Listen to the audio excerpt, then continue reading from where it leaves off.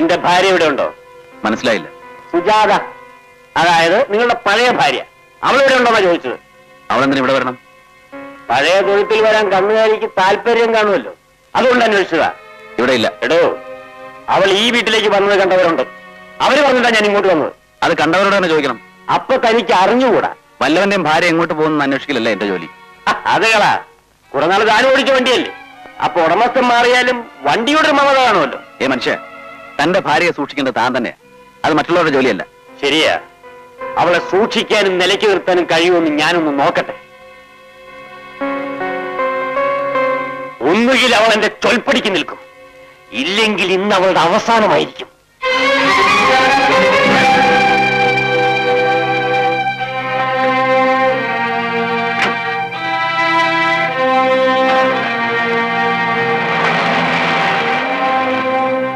അയ്യോ, സുജാത കുഞ്ഞിനെ ഇന്ന് ആ ദുഷ്ടൻ കൊല്ലും. അതിന് നമുക്ക് എന്ത് ചെയ്യാൻ കഴിയും? അവൾ അയാളുടെ ഭാര്യയല്ലേ. മോനെ, എന്നോട് എന്തിനാ കള്ളം പറയുന്നത്? മോന്റെ മനസ്സിൽ എന്നും സുജാത കുഞ്ഞിനോട് സ്നേഹമില്ലേ?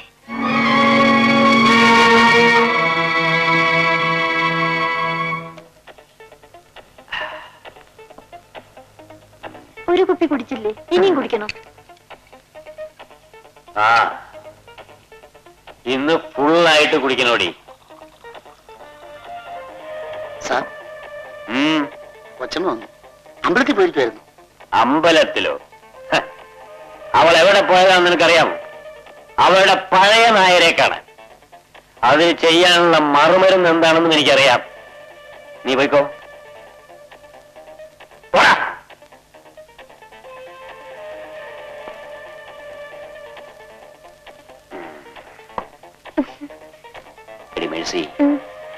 എന്നാണ് നമ്മൾ തമ്മിൽ ആദ്യമായിട്ട് ബന്ധപ്പെട്ട് നിനക്ക് ഓർമ്മയുണ്ടോ?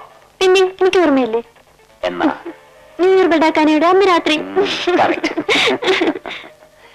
അത് കഴിഞ്ഞിട്ട് ഇപ്പോൾ 4 വർഷമായി. ഇന്ന് വീണ്ടും നമ്മൾ തമ്മിൽ ബന്ധപ്പെടുന്നു ആസ് ഹസ്ബൻഡ് ആൻഡ് വൈഫ്.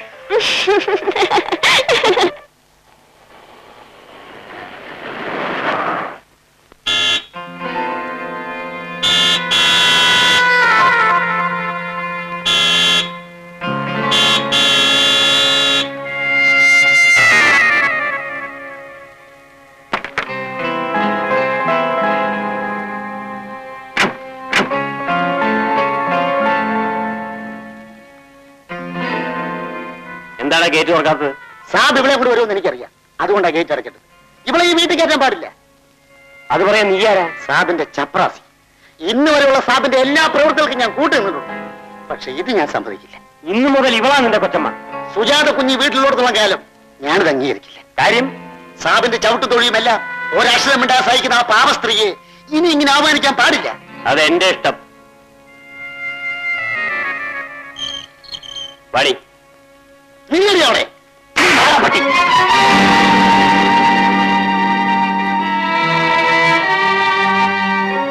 സാബ്, നിങ്ങൾ 10 അടിച്ചാൽ ഒന്നെങ്കിലും എനിക്ക് തിരിച്ചടിക്കാൻ സാധിക്കും.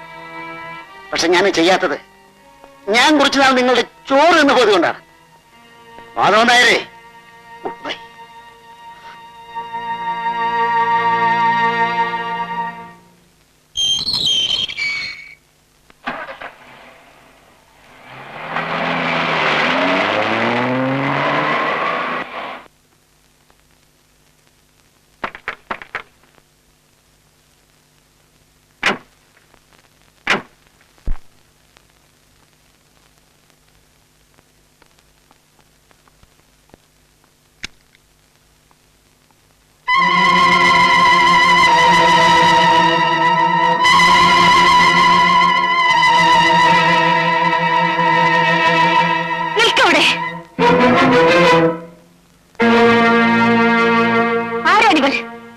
എന്റെ ഭാര്യ, ഇന്നു മുതൽ ഈ വീട്ടിലെ കൊച്ചമ്മ.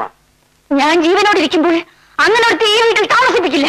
ഈ വീട്ടിൽ എന്തു നടക്കണമെന്ന് നിശ്ചയിക്കുന്നത് ഞാനാണ്. ഞാൻ വലിഞ്ഞു കയറി വന്നവളല്ല. നീ നിയമം പറയുകയാണോ? അല്ല, അവകാശം പറയുന്നു. അത് പറയാൻ നീ ആരാ? നിങ്ങളുടെ ഭാര്യ. പ്രസവിക്കാൻ കഴിയാത്തൊരു ഭാര്യയെ എനിക്ക് ആവശ്യമില്ല. അതെന്നെ നിങ്ങളുടെ കയ്യിൽ ഏൽപ്പിച്ചവരോട് പറയൂ. അവരല്ലത് തീരുമാനിക്കേണ്ടത്, ഞാനാണ്.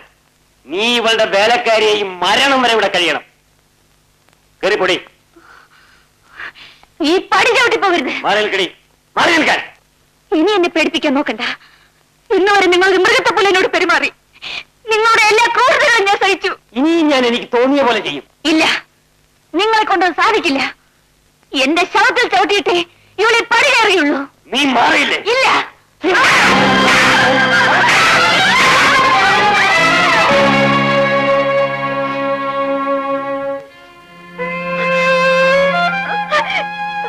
ചേട്ടാ, ഞാനൊരു പെണ്ണാണ്. ഈശ്വരനെ വിചാരിച്ച് എന്റെ കൺമുമ്പിൽ വെച്ചത് ചെയ്യരുത്. നിന്റെ കൺമുന്നിൽ വെച്ചാൽ ഞാൻ ഇതെല്ലാം ചെയ്യും. അത് കണ്ണുമുന്നിനെ ഇവിടെ ചെയ്യും. ഇല്ല, എന്നെ കൊന്നാലും ഞാൻ സമ്മതിക്കില്ല. സമ്മതിക്കില്ല അല്ലേ?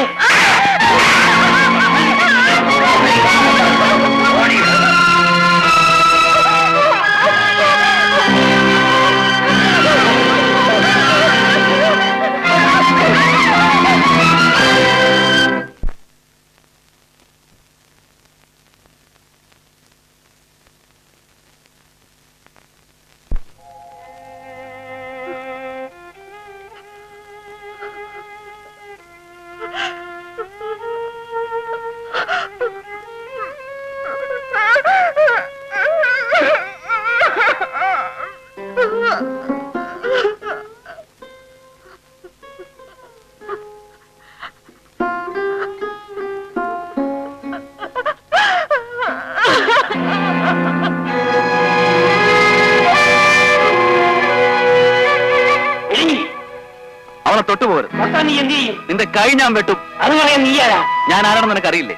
എനിക്ക് ഇഷ്ടമുള്ളത് ഞാൻ ചെയ്യും. ഇവളെന്റെ ഭാര്യയാണ്. അതിപ്പോ. അതിനു മുമ്പ് ഇവൾ എന്റെ ഭാര്യയായിരുന്നു. അന്ന് വാക്കുകൾ കൊണ്ടുപോലും ഞാൻ ഇവളെ വേദനിപ്പിച്ചിട്ടില്ല. ഇനി നീ ഇവളെ തൊട്ടാൽ നീ എന്ത് ചെയ്യും? തൊട്ടു നോക്ക്. എടീ,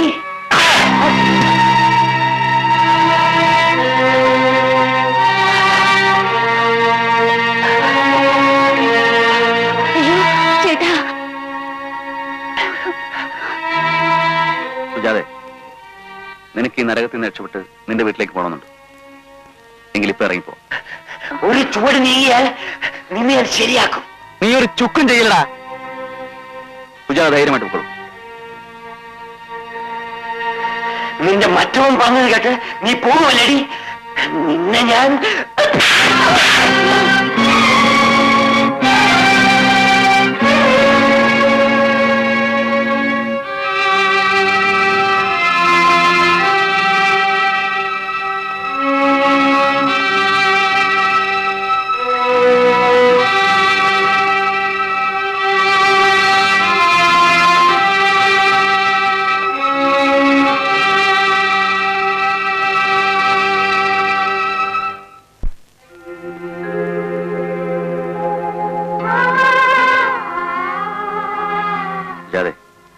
ഞാൻ നിന്നെ നിന്റെ വീട്ടിൽ കൊണ്ടുവിടാം. എനിക്കിനി ഈ ലോകത്ത് വീടില്ല. സുജാതെ, ഞാൻ നിന്നെ എന്റെ വീട്ടിൽ നിന്ന് പറഞ്ഞയച്ചിട്ടില്ല. നിനക്ക് മറ്റെങ്ങും അഭയമില്ലെങ്കിൽ എന്റെ ജീവിതത്തിലേക്ക് വീണ്ടും വരാം.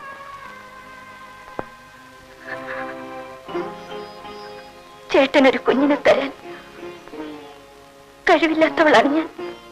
നമുക്കൊരു മകനുണ്ട് സുജാതെ, എന്റെയും നിന്റെയും മകൻ.